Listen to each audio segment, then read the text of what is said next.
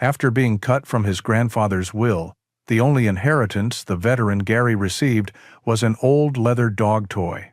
He thought it was a final insult, but his dog, Rocky, began acting strangely. He didn't tear the object apart like other toys. Instead, he guarded it carefully, growling at anyone who came near, and constantly nudged Gary's hand with his nose as if trying to tell him something. Gary soon realized that this worthless gift was the key to a buried truth, a truth that could either save or destroy everything he held dear. Please support us by subscribing to the channel. The air in Mr. Henderson's office was thick with the scent of old paper and quiet grief. It was a formal, suffocating smell, the kind that clung to the dark wood paneling and the leather-bound books that had witnessed 100 other family histories being divided and defined. Gary sat in a stiff-backed chair, his hands resting on his knees, feeling a knot tighten in his stomach. Beside him, a quiet, steady warmth pressed against his leg. He glanced down at his companion. Rocky, his German shepherd, lay perfectly still on the worn carpet, his head resting on his paws. At 8 years old, Rocky was in his prime, a magnificent dog whose thick coat was a rare mix of wolf gray and white, a stark contrast to the dark floor. His intelligent amber eyes were fixed on Gary, watching, waiting. He was a silent sentinel, a creature of profound calm who seemed to absorb the tension in the room, leaving a small pocket of peace just for the two of them. Rocky had been a rescue, a dog whose own past was a mystery, but from the moment Gary had brought him home, their bond had been absolute. He was Gary's shadow, his confidant, and now, his only comfort. Gary was a man shaped by discipline and loss. In his early 30s, he carried the lean, wiry strength of his military service in his frame. His short brown hair was already showing distinguished silver at the temples, and his face, though etched with a quiet sorrow, held the kindness of his grandfather in his eyes. He had come home to Sparrow Creek Valley, Montana, seeking the peace he had lost overseas, and he had found it here, on his grandfather Arthur's farm, with Rocky by his side. But now Arthur was gone, and the peace felt fragile, ready to shatter. Across the large mahogany desk, Mr. Henderson, the family lawyer for as long as Gary could remember, cleared his throat.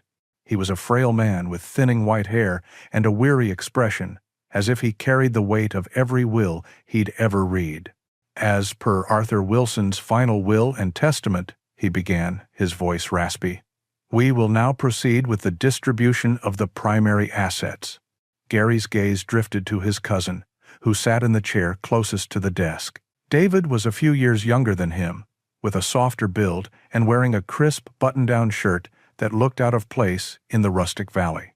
He had always been the practical one, the businessman, his mind focused on profit margins and efficiency, while Gary had been learning the names of the constellations from his grandfather in the open fields. David shifted in his seat, an air of nervous anticipation around him. "To my grandson, David Wilson," Mr. Henderson read, his words echoing in the silent room, "I bequeath the entirety of the Sparrow Creek Wilson farm. This includes the main farmhouse, all 300 acres of surrounding land, the livestock, and all farming equipment, both modern and antique." The words hit Gary like a physical blow. A cold wave washed over him, and he instinctively reached down, his fingers sinking into the thick fur on Rocky's neck. The dog let out a soft sigh, nudging his head against Gary's hand. He understood. He always did. Gary stared at a point on the wall, seeing nothing, the lawyer's voice fading into a distant drone. The whole farm. Everything he and Arthur had walked, worked, and dreamed on.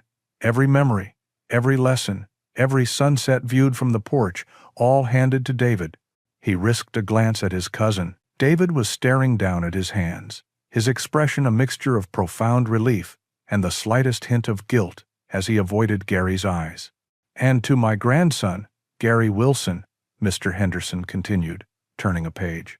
Gary held his breath, a sliver of irrational hope piercing through his shock. Perhaps there was a separate parcel, a savings account, something. "I bequeath the contents of the old line cabin on the northern edge of the property," the lawyer stated, along with all my personal effects contained within. He paused, picking up a sturdy, worn object from beside his desk. Specifically, he wanted you to have this. He held up a handmade leather training dummy.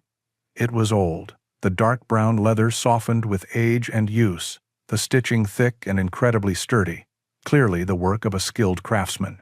It was the dummy Arthur had made years ago, the one he and Gary had used to teach Rocky to retrieve. It was a tool, a memory, and, apparently, his inheritance. Mr. Henderson then picked up a small, folded piece of paper. And this note. He passed the items to Gary. The leather felt familiar and heavy in his hands.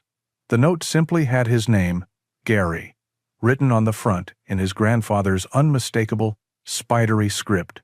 The room was silent. Gary could feel the weight of everyone's pity. He was the grandson who had served his country, the one who had spent every summer with Arthur, the one who shared his quiet love for the land, and he had been left with a dog toy. The meeting dissolved quickly after that. Relatives offered him clumsy, comforting pats on the shoulder. David approached him as he stood to leave. "Gary, I had no idea," David said, his voice low. "Look, the cabin is yours, of course. Stay as long as you need. We can work something out. It's fine, David," Gary replied, his voice flat. He didn't have the energy for this. He just wanted to leave. He clipped the leash onto Rocky's collar, and together they walked out of the office, leaving the scent of old paper and broken promises behind. The late autumn air of Montana was crisp and clean, a sharp contrast to the stuffy room. The mountains stood majestically in the distance, their peaks dusted with the first snow of the season. It was the land he loved, the land he felt connected to, and it was no longer his. He stopped on the sidewalk, looking down at the heavy leather dummy in his hand and the cryptic note in his pocket. A knot of confusion and hurt tightened inside him. This wasn't about the money or the property. It was about what it signified. It felt like a final, cold dismissal from the man he revered most in the world. He felt Rocky press against his leg again, a firm, grounding presence. Gary looked down into those loyal amber eyes and knew that whatever came next, he wouldn't be facing it alone. But the question echoed in his heart, a painful, unanswered riddle. Why, Grandpa? Why? The old line cabin stood at the edge of the woods, a silent testament to a simpler time. It was small and sturdy, built from the very timber that surrounded it, and smelled of pine resin, cold ash, and a century of Montana seasons. As Gary pushed open the heavy wooden door, a sliver of dusty sunlight cut through the gloom, illuminating a space untouched by the modern world. Rocky entered first, his nails clicking softly on the floorboards as he did a slow, quiet patrol of the single room. Everything was just as he remembered. The worn armchair where his grandfather Arthur used to sit, a half-finished, whittled bird still resting on the small table beside it. The stone fireplace, the neat stack of books on the mantelpiece, the faded photograph of a smiling young woman who he knew was his grandmother, Eleanor. Gary ran a hand over the rough wooden table in the center of the room, his heart aching with a fresh wave of grief. This place was a vessel of memories, each object a touchstone to a past that now felt impossibly distant. He remembered being a small boy in this cabin, hiding from a summer thunderstorm while Arthur told him stories of the Crow people who once called this valley home. He remembered learning how to tie fishing flies at this very table, his clumsy fingers guided by his grandfather's patient, calloused hands. Arthur had taught him that the land wasn't something you owned, but something you belonged to. He had taught him the value of patience, the language of the seasons, and the quiet dignity of hard work. How could the man who had shared his very soul with him in this cabin cut him out of his legacy with such cold finality? Rocky, sensing the shift in his mood, padded over and rested his heavy head on Gary's knee. His amber eyes were full of a deep, knowing empathy. Gary stroked the dog's head, the familiar texture of his fur, a grounding comfort. He wasn't entirely alone. He had Rocky. His gaze fell upon the leather training dummy he had placed on the table. Beside it lay the small, folded note. For a moment, he felt a surge of bitterness, a toy and a note. The sum total of his inheritance. With a heavy sigh, he picked up the note and unfolded it. The ink was faded, but the handwriting was Arthur's. A familiar, steady script that had always felt like a bedrock in his life. The message was short, almost nonsensical. "Take Rocky to our thinking spot by the creek. He'll know what to do." Gary read the words twice, a frown creasing his brow. The thinking spot. Of course he knew where that was. It was a large, flat rock overlooking a gentle bend in Sparrow Creek, a secluded place where he and his grandfather had spent countless hours, talking, fishing, or just sitting in comfortable silence. But the rest of it made no sense. He'll know what to do. It felt like the rambling of an old man, a final, confusing instruction that led nowhere. What was Rocky supposed to do? It was a place, not a puzzle. For a moment, he considered tossing the note into the cold fireplace. His grief was too raw, his sense of betrayal too sharp to play along with some cryptic game. But then he looked at Rocky, who was watching him with an expectant tilt of his head, as if he understood the note perfectly. Gary's duty as a soldier had been ingrained in him, but his loyalty as a grandson ran even deeper. It was Arthur's last request. He had to see it through. "All right, boy," he said, his voice rough with emotion. "Let's go for a walk. And Miter, in 9. The Wev. The path to the creek was carpeted in a thick layer of fallen leaves that crunched under his boots. The late autumn air was sharp and clean, carrying the scent of damp earth and pine. As they drew closer to the water, Rocky's demeanor changed. His tail began a slow, steady wag, and a low whine of excitement escaped his throat. He knew this path. He pulled eagerly on the leash, leading Gary toward the sound of the burbling creek. Their thinking spot was just as beautiful as he remembered. A massive, sun-warmed slab of granite sat at the water's edge, shaded by an ancient cottonwood tree whose leaves were a brilliant, fiery gold. The creek flowed past, clear and cold, the stones on its bed visible through the pristine water. Gary sat on the rock, the weight of the last few hours pressing down on him. He held the heavy leather dummy in his lap, turning it over and over. Rocky, however, was in no mood for quiet reflection. He nudged the dummy with his wet nose, then looked up at Gary, his body language a clear invitation to play. He barked once, a short, sharp sound that echoed in the quiet valley. A sad smile touched Gary's lips. "You really want this thing, don't you?" With a sigh, he gave in. He stood and hurled the dummy across the clearing.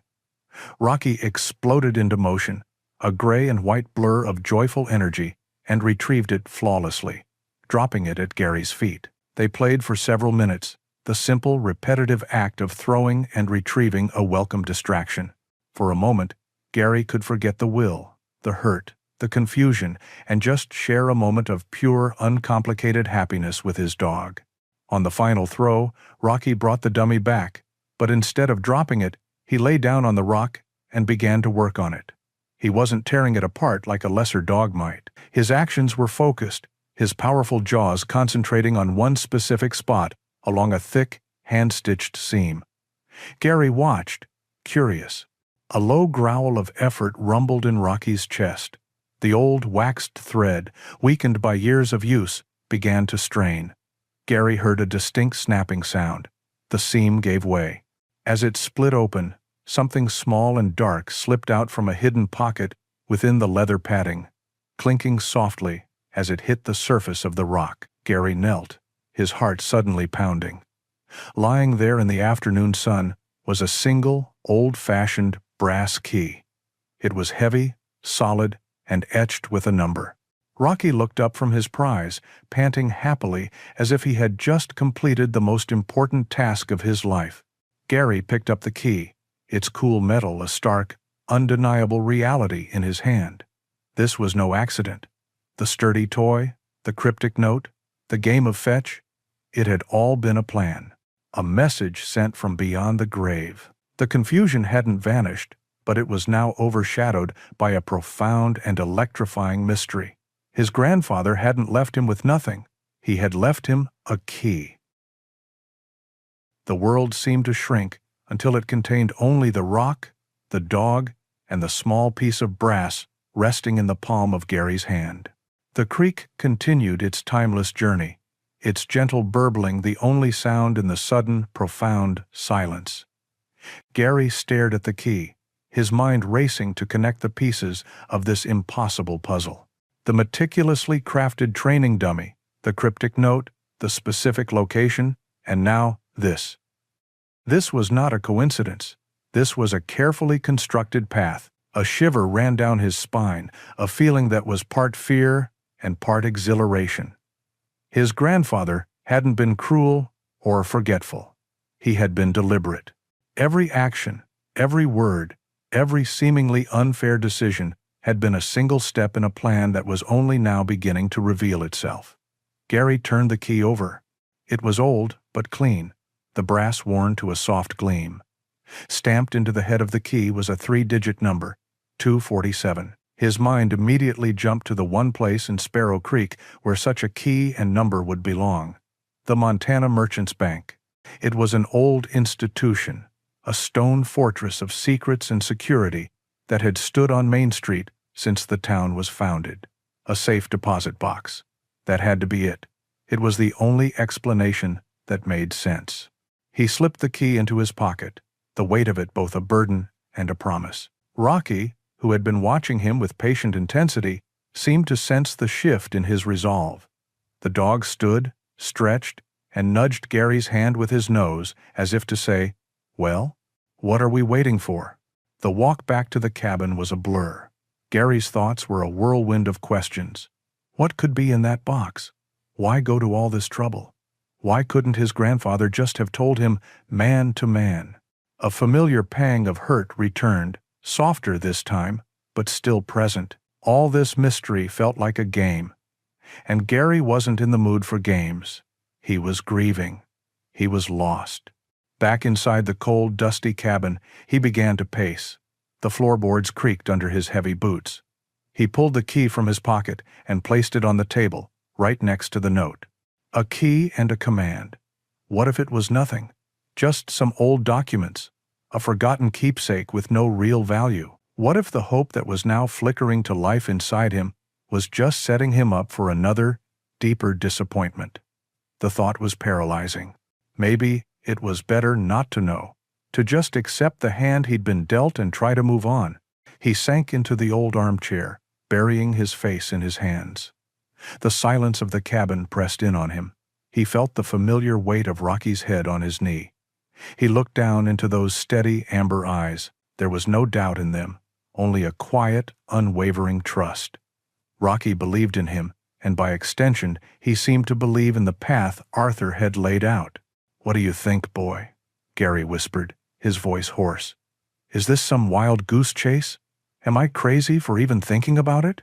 In response, Rocky lifted his head and let out a single, soft woof. Then, he gently nudged the hand that was closest to the key on the table. It was all the encouragement Gary needed. This journey, this test, it wasn't just his, it was theirs. His grandfather had included Rocky for a reason. Arthur had always said, you could judge a man's character by how he treated his dog. Perhaps this was the final judgment. With a newfound determination, Gary stood up, pocketed the key and the note, and grabbed his truck keys. "All right, Grandpa," he said to the empty room. "I'll play your game. Let's see where it leads." The drive into Sparrow Creek was filled with a nervous energy. The familiar storefronts and friendly faces he passed on the street seemed to belong to a different world, one of simple, uncomplicated truths. His own reality had suddenly become a labyrinth. The Montana Merchants Bank was an imposing building of granite and carved oak, a relic from the state's mining boom. It looked like it was built to last forever, and to keep its secrets just as long. Taking a deep breath, Gary walked in, Rocky healing perfectly at his side. The bank was quiet, the air cool and still. A young woman with a professional but kind smile looked up from behind the teller counter. "Can I help you, sir?" she asked. Gary's mouth felt dry. He felt conspicuous, as if everyone could see the secret key he was clutching in his pocket. "Yes," he said, trying to keep his voice steady. "I have a key. I believe it might be for a safe deposit box here." He placed the brass key on the marble countertop. The teller picked it up, her expression politely neutral as she examined the number. "Box 247, she read. "Do you have an account with us, Mr. Wilson? Gary Wilson. My grandfather was Arthur Wilson." Her eyes widened slightly in recognition. Everyone knew Arthur. "Of course. Let me just check the records." She disappeared for a moment, and the seconds stretched into an eternity. Gary's doubts began to creep back in. What if it was a mistake? A key to a different box? From a different time? The teller returned, holding a large, leather-bound ledger. "This is an older account," she said, running her finger down a page. "But yes, here it is. Box 247. The account holder is Arthur Wilson, and you are listed as the sole beneficiary, with full access granted upon his passing." She looked up at him. "If you'll follow me, Mr. Wilson, I'll have our vault manager assist you." He sups. Relief washed over Gary so intensely he felt lightheaded. It was real. He followed the teller through a polished gate and down a quiet hallway to a massive circular steel door. A stern-looking older man, the vault manager, met them there. He nodded curtly at Gary and began the process of opening the vault. With a series of loud, satisfying clicks and the smooth spin of a large wheel, the heavy door swung inward, revealing the inner sanctum. The vault was colder than the rest of the bank, a silent, climate-controlled world of polished steel and numbered doors. It was a library of secrets. The manager led him down an aisle and stopped in front of a small, unassuming drawer marked 247. "Bank key first," the manager said, inserting a long silver key into the top lock and turning it. He then stepped back. "Now yours." Gary's hand was steady as he stepped forward. He slid the old brass key into the bottom lock. It fit perfectly. He turned it, and with a final, solid thunk, the lock disengaged. The path his grandfather had laid out for him had just opened. The vault manager led Gary to a small, private room furnished with nothing more than a simple table and 2 chairs. The air was still and quiet, the silence broken only by the soft click of the door closing behind him. He was alone with the long, rectangular metal box. For a moment, he just looked at it, his reflection a distorted, wavering image on the polished surface. It was cold to the touch, heavy with the weight of unanswered questions.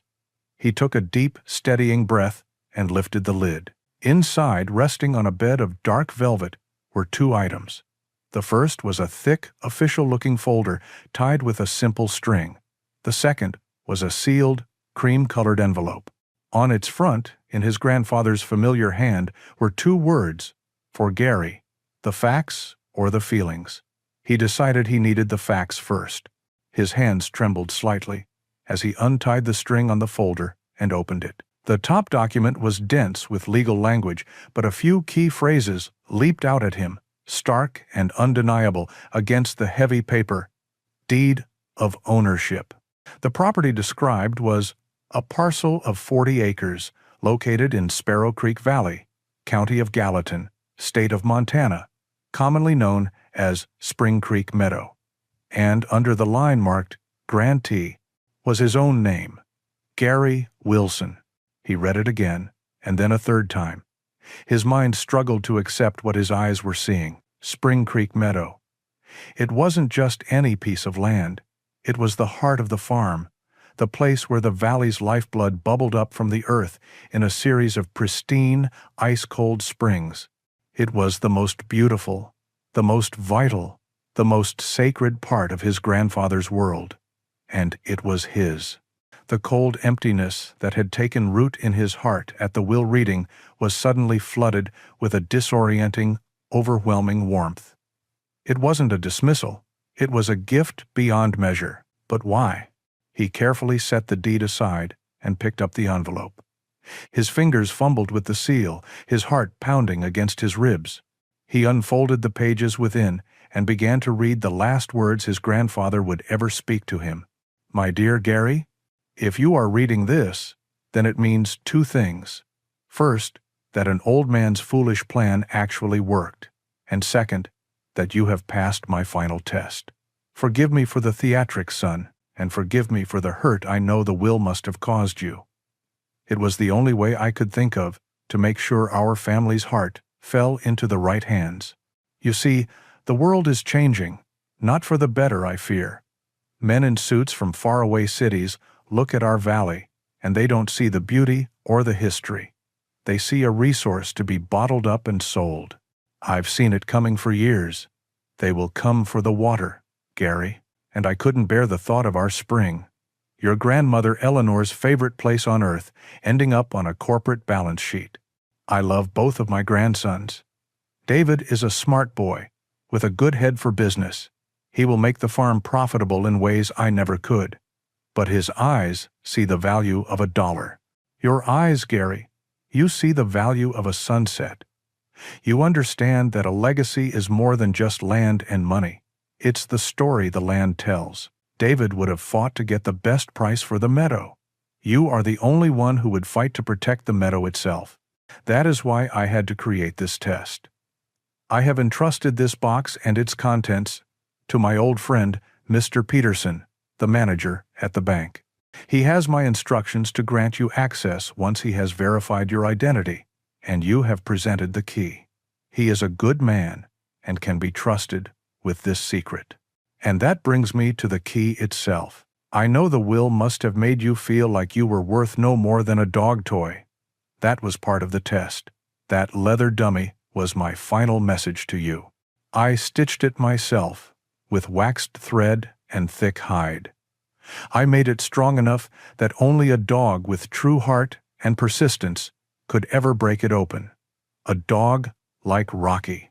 In these last few years, I've often said that I have two grandsons living with me, one who walks on two legs and one who walks on four. I trust you both to be the guardians of the creek. Your loyalty to that dog and his to you is the kind of bond that can't be bought or sold. It's the kind of bond that understands the value of protecting something precious. The deed is legally sound, registered decades ago. The meadow is yours. What you do with it now is up to you. My only wish is that you protect it for Eleanor, for me, and for all the generations to come who will need a place to find peace by the water. You are a good man, Gary. Better than you know. I love you, Grandpa Arthur. The pages fell from Gary's numb fingers. Tears streamed down his face, hot and silent. They were not tears of grief, but of a profound, soul-shaking understanding. The hurt, the anger, the feeling of betrayal, it all dissolved, washed away by the truth. He hadn't been cast aside. He had been chosen. He had been trusted with the most important task of all. He picked up the letter and read it again, the words, a balm on his wounded spirit. He finally understood the strange looks, the sad pity in Mr. Henderson's eyes. He understood the bizarre inheritance, the cryptic note. It was all a performance, a grand, final lesson from the man who had taught him everything. A lesson in loyalty, in purpose, and in a love so deep it reached across the veil of death itself. He carefully folded the letter and placed it back in the envelope. He gathered the deed and the other documents, his movements slow and deliberate. When he placed them back in the cold metal box, they no longer felt like just paper. They felt like a sacred trust. A new weight settled onto his shoulders, but it was not a burden. It was the firm, steady weight of purpose. He closed the lid, the soft click echoing in the silent room. He was no longer a disinherited grandson. He was the guardian of the creek. Gary stepped out of the Montana Merchants Bank and into the bright, crisp afternoon. The world outside felt different now, or perhaps he was the one who had changed. The weight in his pocket where the brass key now rested was a constant, tangible reminder of the solemn duty that had been passed to him. The grief for his grandfather was still there, a deep and steady ache, but it was no longer tangled with the sharp sting of betrayal. It had been replaced by a quiet, fierce sense of purpose. He walked toward his truck, his stride more measured, his shoulders set with a resolve he hadn't felt since his days in the military. Rocky was waiting in the passenger seat, his head perked up, watching the entrance intently. As soon as Gary opened the driver's side door, the dog's tail began to thump a steady rhythm against the seat. He whined softly, not with anxiety, but with a kind of recognition. He could sense the change in Gary, the new steel in his spine, the clarity that had replaced the fog of sorrow. Gary reached over and scratched behind the dog's ears. "It's okay, boy," he said, his voice calmer than it had been all day. I think I finally understand." Before he could start the engine, a voice called his name from across the street. "Gary! Hey, Gary! Wait up!" It was David. He was jogging across Main Street, waving, a broad, relieved smile on his face. It was the first genuine smile Gary had seen from him since their grandfather had fallen ill. Behind him, another man stepped out of the Sparrow Creek Diner. He was tall and lean, dressed in a tailored gray suit and polished city shoes that looked utterly out of place against the rustic backdrop of the town. "I was just about to head out to the farm to find you," David said, his voice breathless with excitement. "You are not going to believe the news. Our problems are over." "And plays." "What are you talking about?" Gary asked, his newfound calm putting him on guard. "This is Mr. Thompson," David said, gesturing to the man in the suit who had just joined them. Mr. Thompson had a politician's smile, wide and practiced, but it didn't quite reach his cool, calculating blue eyes. He extended a hand to Gary. "A pleasure to meet you, Gary," Thompson said, his handshake firm and brief. "I'm with Aquapure Corporation." Gary didn't take his eyes off him. Aquapure. The name sent a small jolt through him, an echo of his grandfather's warning in the letter. Men in suits from faraway cities. "David has been telling me all about your family's impressive history here," Thompson continued smoothly.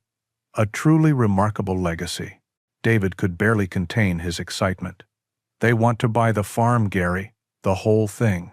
They made an offer that is life-changing. It's enough to clear all of Grandpa's debts, pay off the inheritance taxes, and set me up for the rest of my life. It saves us. It saves everything." Gary's face remained a neutral mask. He looked from his cousin's beaming face to Thompson's slick smile. He could see the whole picture with perfect clarity. David, drowning in debt and seeing only the numbers, had found a lifeline. Thompson, seeing only a resource to be exploited, had found an easy target. "They love the place," David went on, oblivious to Gary's silence. "Especially the area around the creek. Thompson says the water quality is some of the best in the country. They're going to build a state-of-the-art bottling plant there." At the mention of the creek, Rocky, who had been sitting quietly, let out a low, barely audible growl from inside the truck. His ears were flat against his head, his gaze fixed on Thompson. Thompson chuckled. "Your dog seems protective. A fine animal." It had sighed. "He's a good judge of character," Gary said, his voice even. He let the silence hang for a moment before he spoke again. "You can't sell the whole farm, David." David's smile faltered. He looked confused. "What? Of course I can. You heard the will. It's mine. You can sell the main house and the 260 acres around it," Gary stated, his voice calm but unyielding. "But you can't sell Spring Creek Meadow. It's not mine far. He saw a flicker of something in Thompson's eyes, a sharpening of his focus. David just looked baffled. "What are you talking about, the meadow? That's part of the farm." "No," Gary said, his gaze locking with his cousin's. "It isn't. It's not yours to sell." He paused, letting the words sink in. "It's mine." For a second, David just stared at him. Then, he let out a short, disbelieving laugh. "Yours? What are you talking about? Did you hit your head? Grandpa left you the cabin and a dog toy."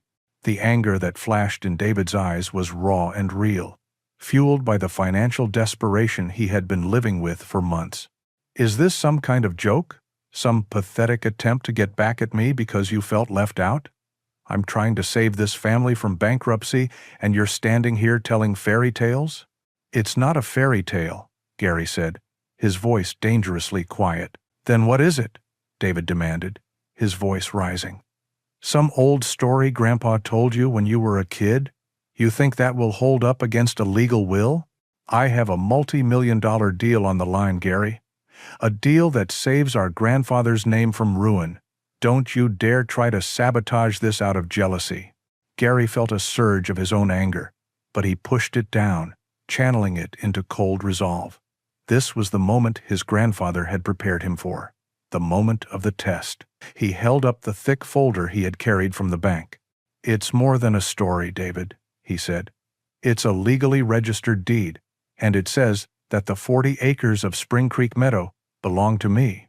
The cousins stood facing each other on the quiet main street, the gap between them wider than the few feet of pavement that separated them. It was a chasm of different values, different dreams, and a family history that was far more complicated than either of them had ever known. The battle line had been drawn.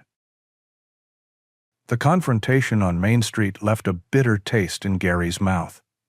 David, his face flushed with anger and disbelief, had thrown the folder of documents back at him. "You'll be hearing from my lawyer, Gary," he'd snarled, before turning sharply and escorting a silent, watchful Mr. Thompson to his car. Gary was left standing on the sidewalk, the excited buzz of the town seeming to fade into a dull roar in his ears. The deed in his hand felt both immensely powerful and incredibly fragile. He knew it was real, but in the face of David's fury and Thompson's cold ambition, he felt a sudden, desperate need for something more. He needed an ally. He needed someone who had known his grandparents, not just as landowners, but as people. His mind immediately went to one person, Clara Jenkins. The Sparrow Creek Public Library was Gary's favorite building in town. It was a quiet sanctuary built of the same dark, local stone as the bank. But where the bank felt like a fortress, the library felt like a home. The air inside smelled of aging paper, lemon polish, and the faint, comforting scent of brewing tea. Rocky's paws were silent on the thick carpet as he followed Gary past the reading tables to the main desk. Behind the desk sat a woman who seemed as much a part of the library as the books themselves. Clara Jenkins was in her late 70s, her white hair pinned up in a neat bun that somehow managed to look both elegant and practical. Her eyes, magnified by silver-rimmed glasses, were bright and incredibly sharp, missing nothing. She had been his grandmother Eleanor's closest friend, a living repository of the valley's history. She looked up as they approached, and a warm, genuine smile lit up her face, erasing years of worry from her features. "Gary Wilson, my goodness, it is so good to see you, child," she said, her voice soft but clear. Her gaze then dropped to Rocky, who sat patiently at Gary's side. "And who is this handsome fellow?" Eleanor would have adored him. "This is Rocky," Gary said. "He's a good boy." "I can see that," she replied, her smile unwavering. Then, her perceptive eyes returned to Gary's face, and her expression softened with concern. "But you are not here for a social call. You have your grandfather's worry etched all over your face. What troubles you?" Without a word, Gary placed the folder on the circulation desk. He laid out the deed to Spring Creek Meadow and the letter from his grandfather, his hands resting on the worn paper as if to draw strength from them. He told her everything, from the reading of the will to the confrontation with David just minutes before. Clara listened intently, her gaze moving from Gary's face to the documents. She picked up the deed, her fingers tracing the familiar legal phrasing. A slow, knowing smile spread across her lips. It was not a smile of surprise, but of deep, fond recognition. "Oh, Eleanor," she whispered, her voice thick with affection. "You clever, clever woman. I wondered if this day would ever come." "Then, it's real?" Gary asked, his voice barely a whisper. "It's legal?" "As real and legal as the mountains themselves," Clara confirmed, her eyes twinkling. "I was with her at the lawyer's office in Helena when she had this drawn up, just after your father was born. She never fully trusted banks or corporations, and she certainly didn't trust fate. Arthur owned the farm, but Eleanor always said the water was a gift from God, not an asset on a ledger. She used her own inheritance to purchase the meadow outright and put it in trust for the grandchild she knew would have the heart to protect it. As life, a wave of relief so powerful it almost buckled Gary's knees, washed over him. He wasn't crazy. This wasn't a mistake. It was a legacy, a plan set in motion 60 years ago by a woman with incredible foresight. Your grandmother knew this day might come, Clara said, her expression turning serious. She saw how the world was changing. She knew that to fight men like this, Mr. Thompson, you need more than just legal right on your side. You need history.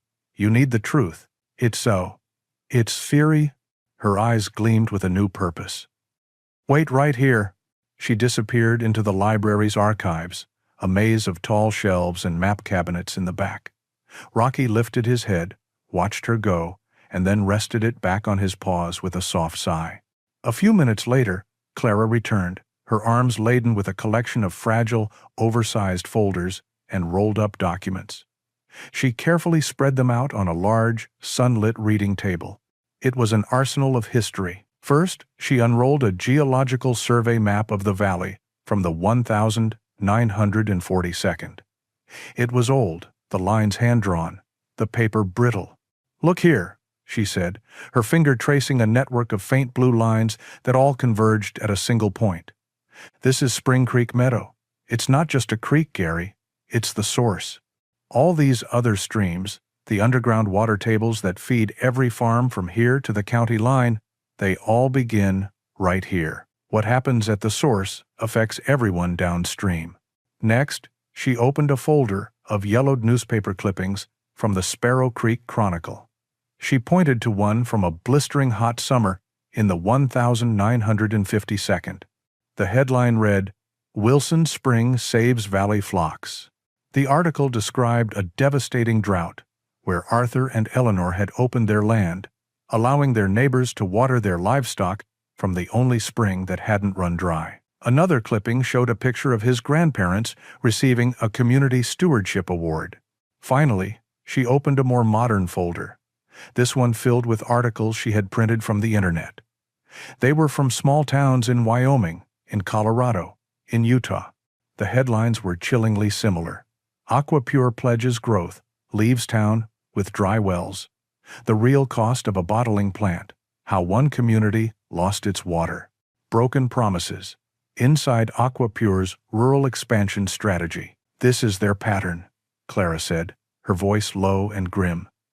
They find a community that's struggling financially. They promise jobs, tax revenue, a bright new future. They get the local leaders on their side, secure the water rights for a fraction of their worth, and then they pump the aquifer faster than it can replenish. When the wells start to go dry and the profits dip, they shut down the plant and move on, leaving the town to deal with the ecological devastation. They aren't building a factory, Gary. They are mining for water. Gary stared at the mountain of evidence before him. He had come to the library seeking validation for a single piece of paper.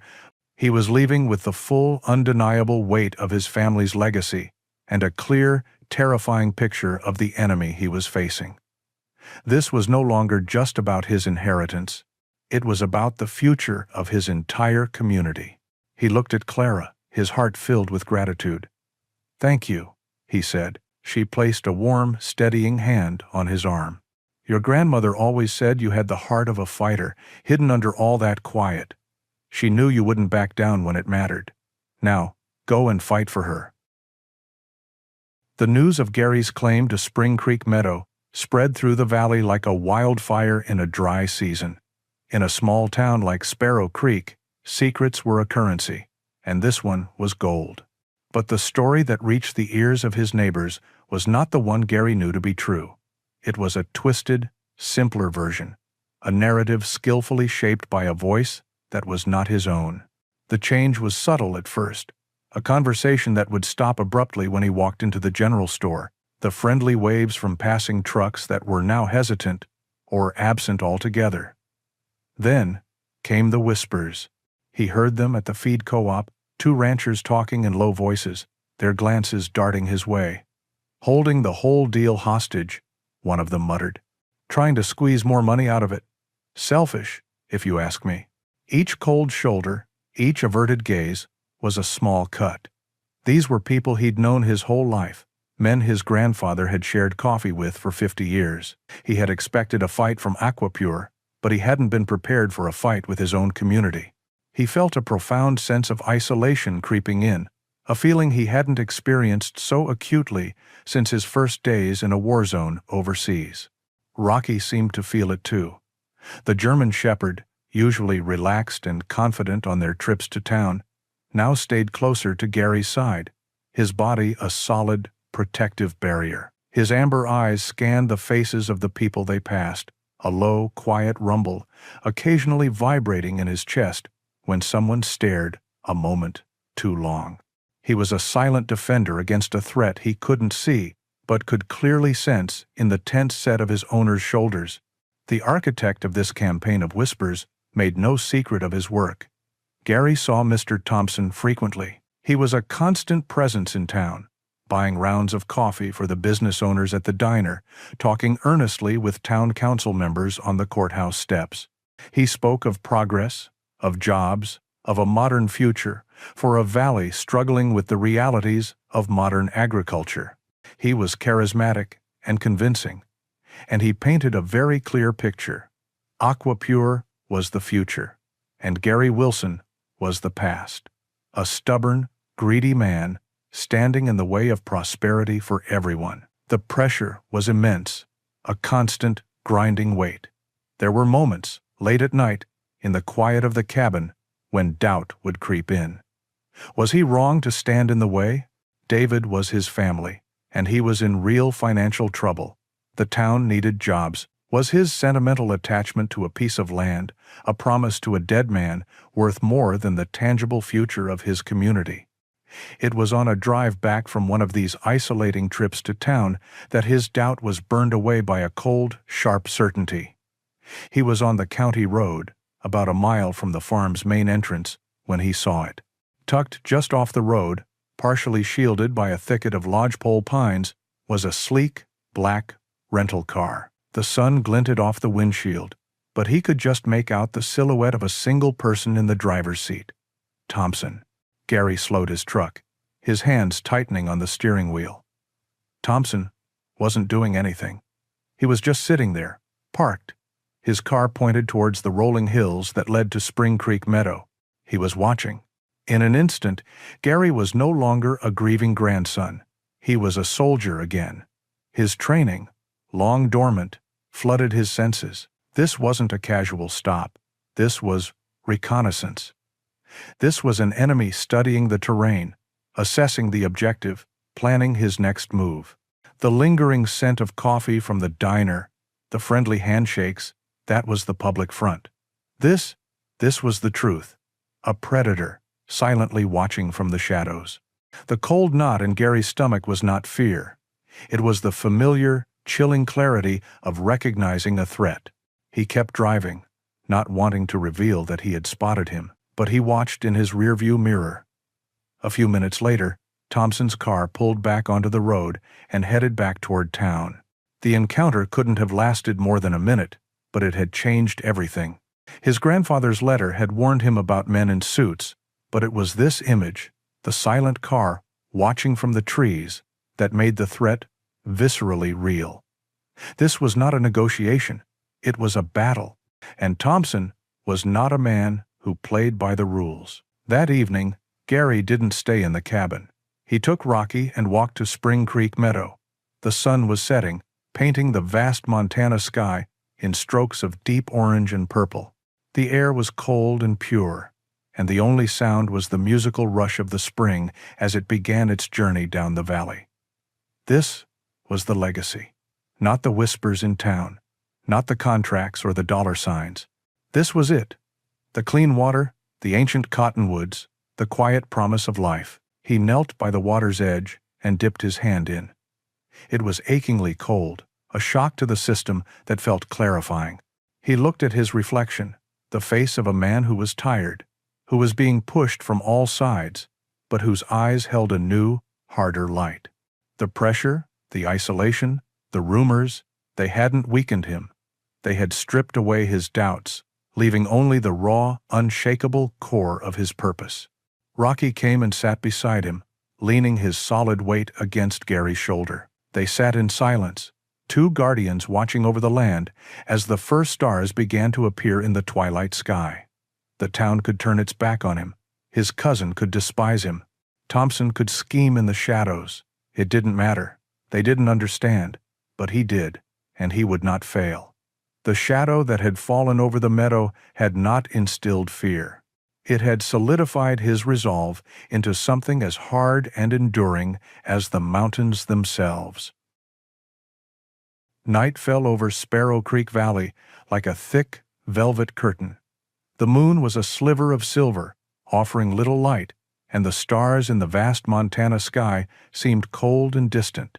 A profound silence settled over the land, a silence that felt heavy with unspoken threats. Inside the small cabin, Gary couldn't rest.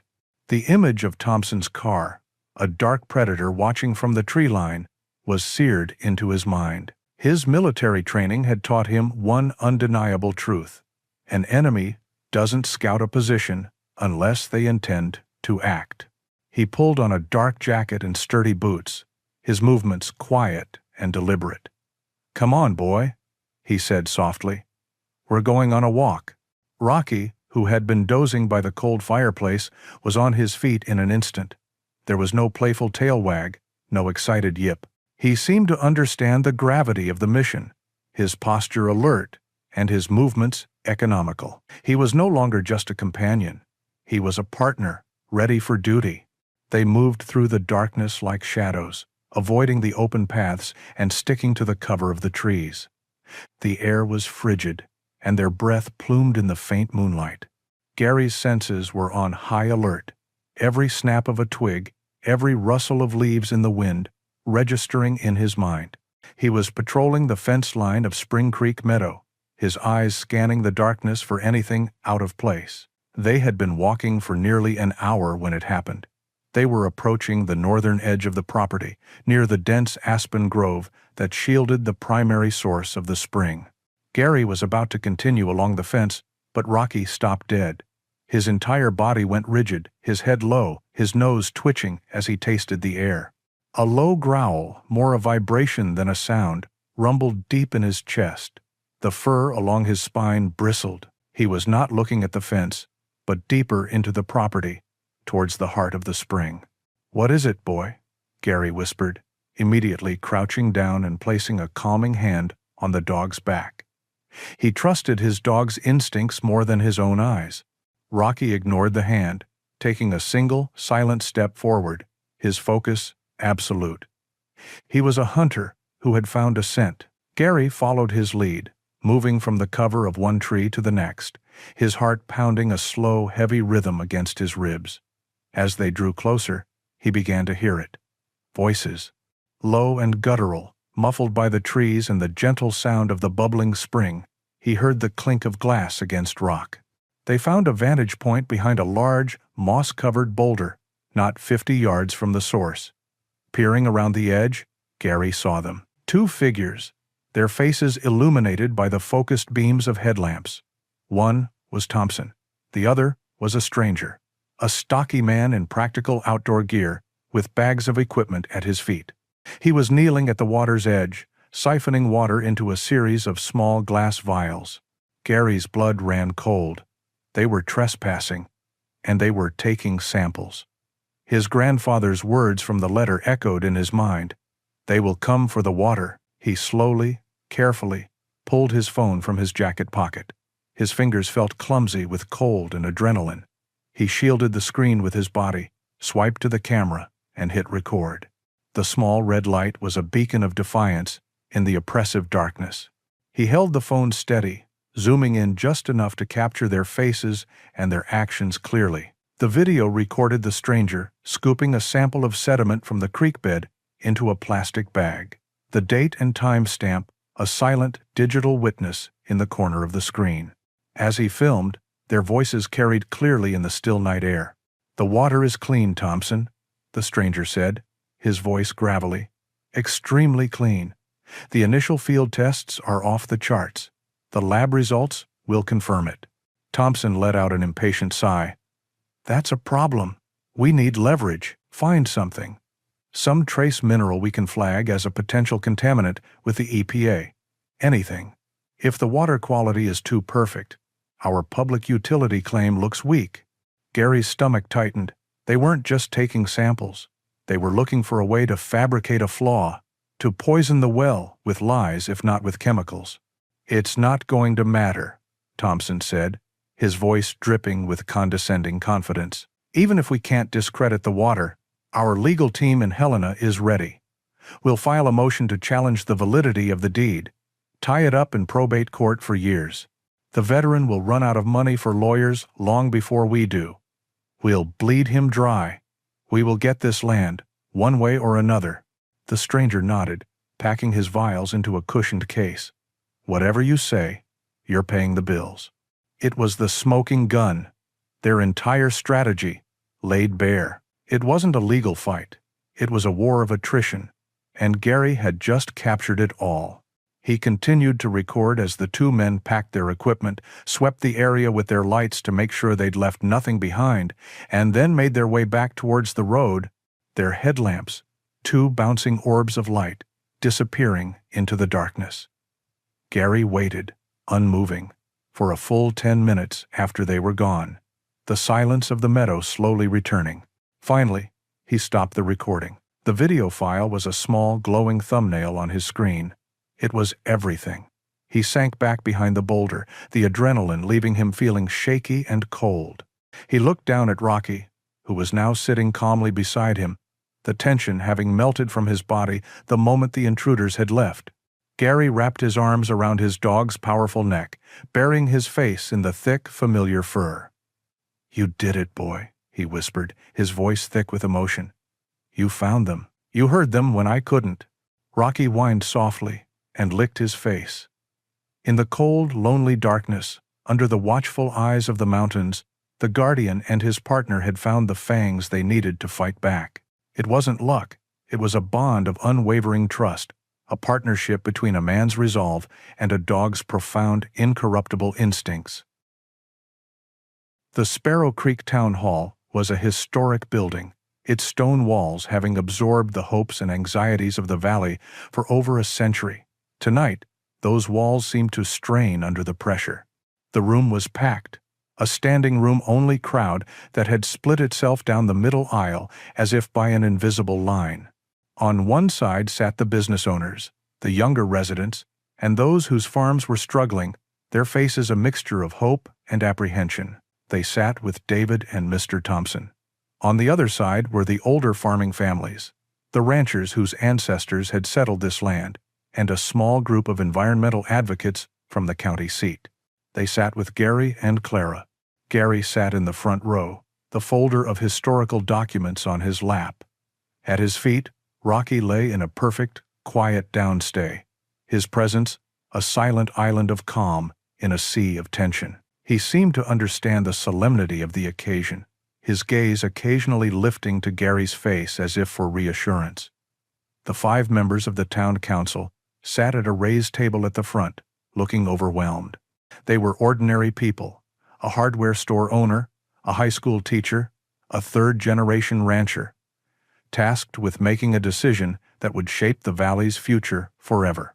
The mayor, a kind but flustered man named Jenkins, called the meeting to order. Thompson and David were invited to speak first. Thompson was masterful. He strode to the podium with the easy confidence of a man who has won 1,000 such arguments. With a slick presentation projected on a screen behind him, he spoke of progress and opportunity. He showed charts with upward trending lines, predicting job creation and tax revenues. He spoke of a new community center, of scholarships for local students, all funded by Aquapure. He painted a beautiful picture of a prosperous, revitalized Sparrow Creek, and he made it sound not just possible, but inevitable. Then, David spoke. His voice was less polished but held an emotional weight that resonated with many in the room. He spoke of the crushing debt, the rising cost of fuel and feed, the fear of watching a century of family history slip through his fingers into bankruptcy. "This deal isn't about selling out," he said, his voice thick with genuine desperation. "It's about survival. It's the only way to save my grandfather's farm." When he finished, a wave of sympathetic applause came from his side of the room. The challenge felt immense. Gary's heart pounded. He looked down at Rocky, who met his gaze with unwavering trust. It was time. "The council will now hear from Mr. Gary Wilson," the mayor announced. A tense quiet fell as Gary walked to the podium. He placed Clara's folder on the wooden surface, but left it closed. He didn't begin with accusations. He began with understanding.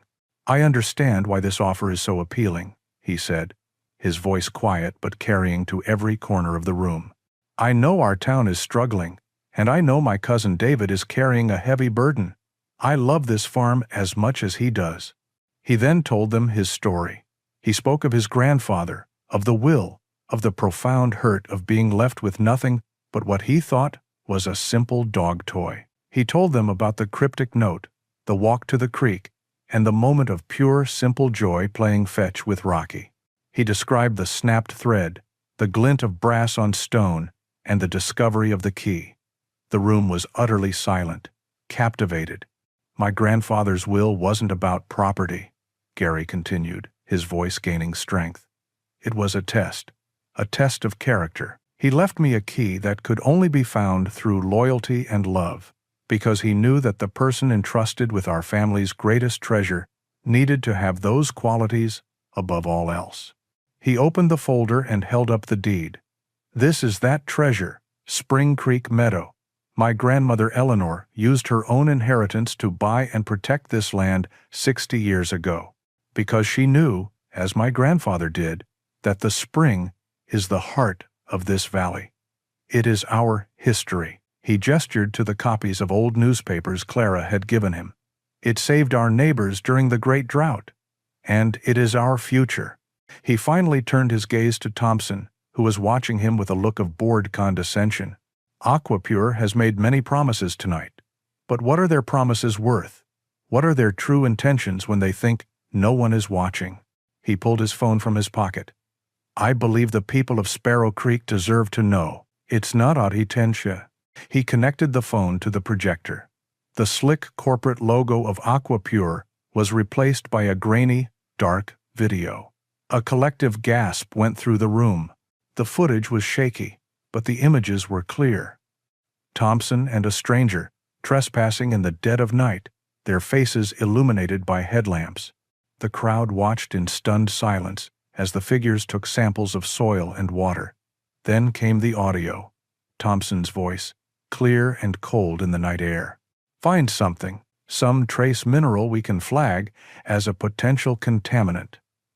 Our lawyers believe we can bury the veteran in legal fees. Tie up the deed in court for years. He'll run out of money long before we do. We will get this land, one way or another." The video ended. The silence that followed was deafening, thick with shock and a slow-burning rage. The whispers started, no longer about Gary's greed, but about Thompson's treachery. Thompson's face was a mask of fury, his professional demeanor shattered, but the most dramatic reaction came from David. He was on his feet, his face pale, his eyes wide with horror. He looked from the blank screen to Thompson, and then to Gary. The look on his face was one of sickening, profound realization. He had been a pawn, his desperation used as a tool by this man. Before the mayor could even call for order, David took a step into the aisle, facing the crowd. His voice, when he spoke, was shaky, but loud enough for everyone to hear. "I was wrong," he said, the words costing him everything. "I was wrong. I was desperate, and I let this man and his company deceive me. I let them deceive all of us." He turned to face Gary, his expression one of deep, agonizing shame. "My grandfather's legacy, our family's legacy, is not for sale, not to men like this. I withdraw my support for this project, completely." That was the moment the battle was won.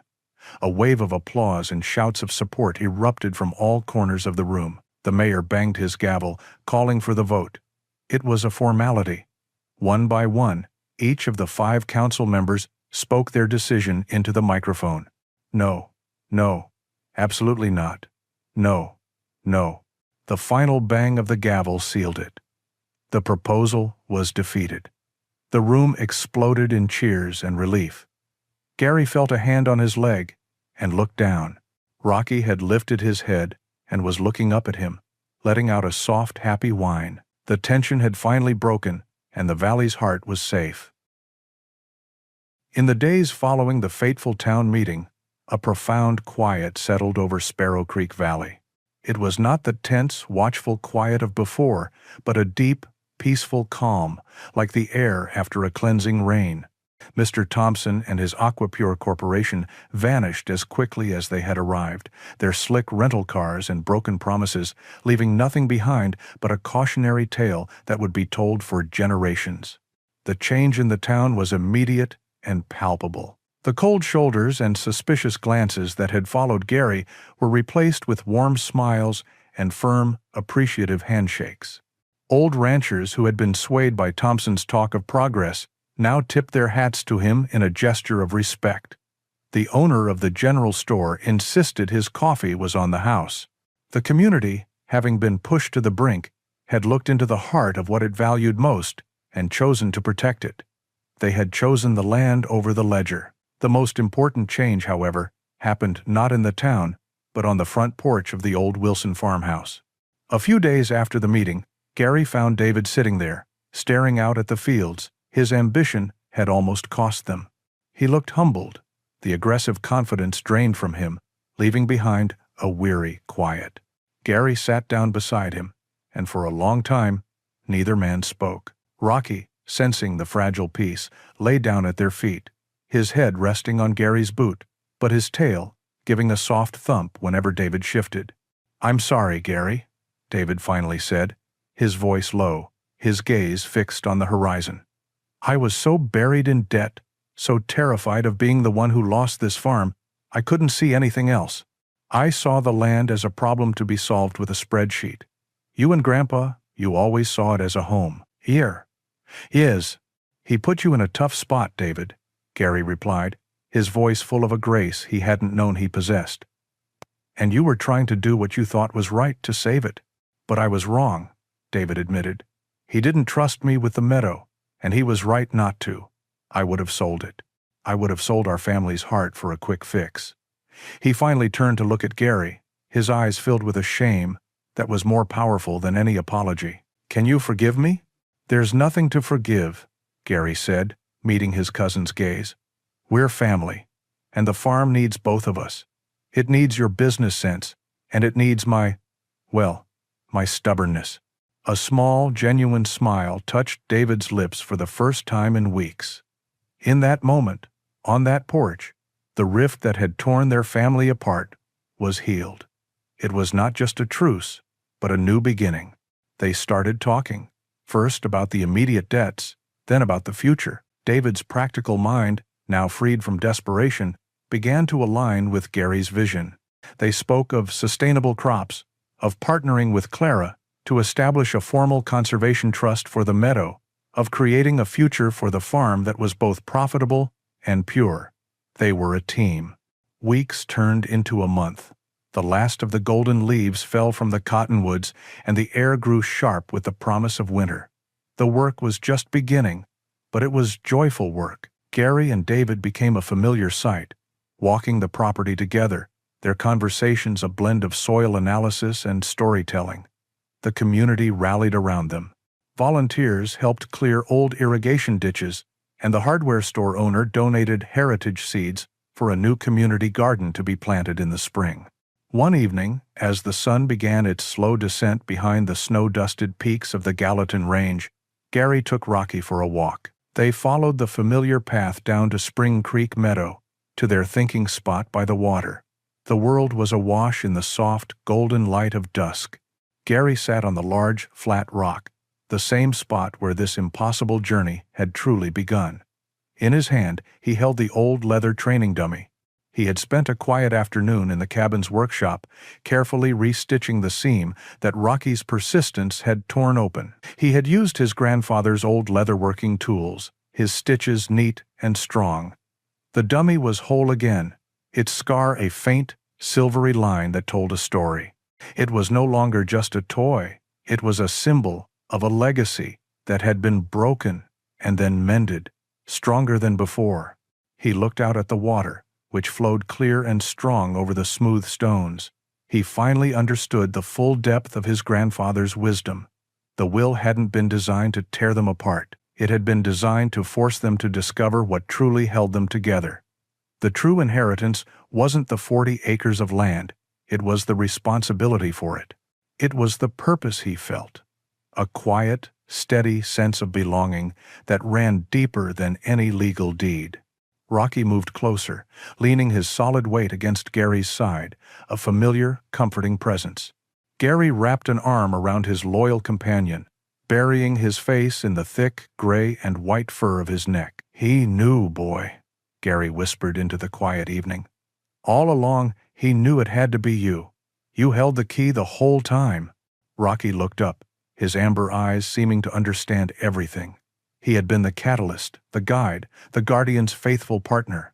The sun dipped below the mountains, but here, by the water, the light seemed to linger. Gary held the mended toy in his hand, a simple piece of leather and thread that contained their entire story. He was not alone, he was a guardian, and his watch had just begun. Sometimes the most profound legacies are not written on paper, but are carried in the heart. It's a truth we see every day in the loyal companions who walk beside us, reminding us that the greatest treasures are not possessions we own, but responsibilities we choose to protect. What moments of quiet loyalty from an animal have touched your life? Your stories are what make this community so special, and we invite you to share them below. By sharing this video and subscribing to Voice of Paws, you help us celebrate these incredible bonds. Our next tale of trust and friendship is ready for you now. Just click on the video appearing on your screen to continue the journey with us.